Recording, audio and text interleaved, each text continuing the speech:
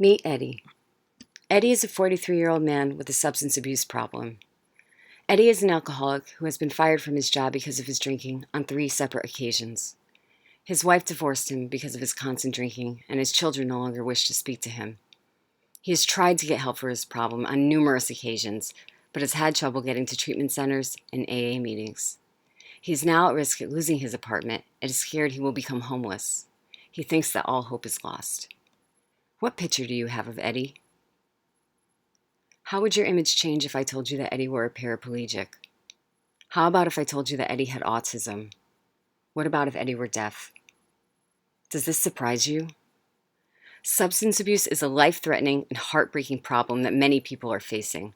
However, there is a population that is facing this issue that is many times overlooked, and that is people with disabilities. A huge problem for people with disabilities is finding treatment. This population has sadly been looked over by society in general, so the fact that they are overlooked in regards to substance abuse is not surprising. Many people are under the belief that people with disabilities don't use substances, and there is much scientific evidence to show otherwise. Let's look at the percentage rates of substance abuse among people with disabilities. 14% of people with developmental disabilities have substance abuse. 2 to 26% of people with intellectual disabilities. 40 to 50% of people with sensory disabilities. 50 to 60% of people with traumatic brain injury, and 50 to 65% of people with spinal cord injury. People with disabilities have many risk factors that can lead to the use of substance abuse. Some of these involve pain, access to prescription pain medications, chronic medical problems, depression, social isolation, enabling by caregivers, unemployment, limited education, low socioeconomic level, little exposure to substance use disorder prevention education, and many have a history of physical and sexual abuse. With so many factors working against this population, it is absolutely unacceptable that there are not more prevention, intervention, and treatment programs available to them. Now let's look at AA. AA is a strong force in the world of substance abuse. It is a highly recommended program for people with substance addiction. However, even this program has many flaws when it comes to people with disabilities. The pamphlets and reading materials are at an 8th to 9th grade level, which is well beyond what most people with intellectual disabilities can comprehend. AA has highly spiritual concepts, and while people with intellectual disabilities can have spiritual beliefs, the application of these concepts in regards to recovery is a high-order function that is much of the time beyond the cognitive ability of a person with intellectual disabilities. And let's look at other disabilities in AA. How about if you were a paraplegic? Many AA meetings are in the basement of churches, often without elevators. Just even getting to the meeting would be extremely difficult. Now what if you were deaf? I looked into AA's meeting list in all of New York State and found only 2 meetings interpreted for the deaf and the hard of hearing. There were some online meetings, but one of the biggest parts of AA is being part of a community and being around others, which you cannot get from a computer. Now let's look at other substance abuse treatment programs. The ADA came up with some guidelines for drug and alcohol treatment programs to follow.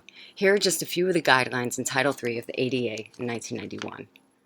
Public accommodations must provide goods and services in an integrated setting unless using separate or different measures are necessary to ensure equal opportunity. Furnish auxiliary aids when necessary to ensure effective communication. Remove architectural and structural communication barriers in existing facilities when readily achievable. Provide alternate measures when removal of barriers is not achievable, and maintain accessible features of facilities and equipment. In all the research I've been doing, it is very evident that programs are not adhering to these guidelines. In a study done by Stephen L. West in 2007, he looked at 159 treatment facilities that were located in each of the 4 Census Bureau regions. Of these, 32 indicated that they did not have accessible parking spaces and did not have accessible restroom facilities.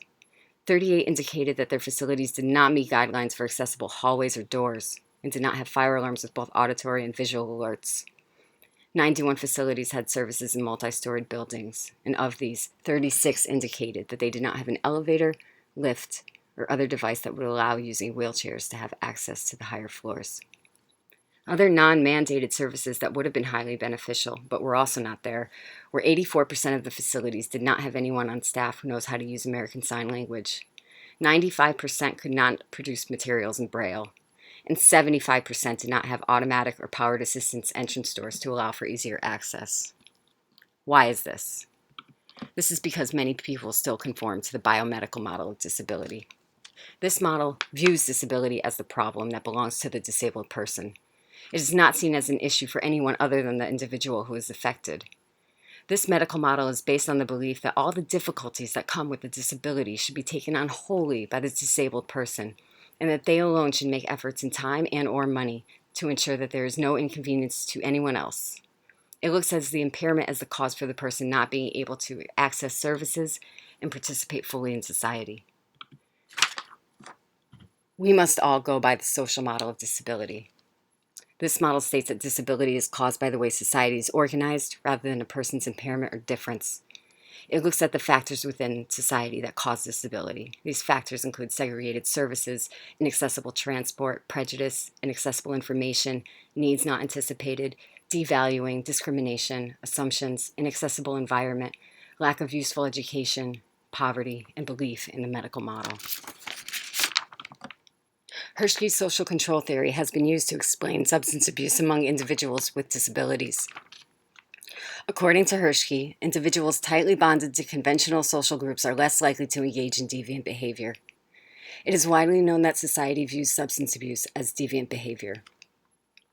According to Hershey, there are 4 elements to social bonds. This is attachment and affection for others in society, commitment to conventional society, involvement in conventional activities, and belief in obeying conventional rules. Now I ask you, how is someone who is devalued and experiencing prejudice supposed to feel an attachment and commitment to conventional society? Many times people with disabilities are discriminated against for employment and by other social institutions.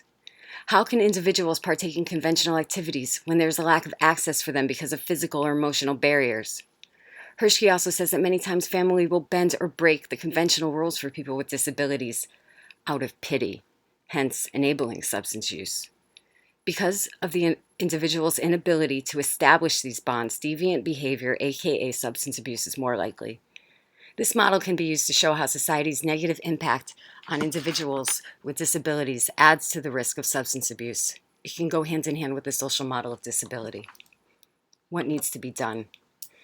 Educational materials about drug and alcohol abuse must be made accessible for people with visual disabilities and simplified for people with intellectual disabilities. Substance abuse prevention materials should display examples of people who have disabilities. Treatment centers and employees must be educated in the needs and care for people with disabilities. Treatment centers need to adhere to the guidelines made by the ADA.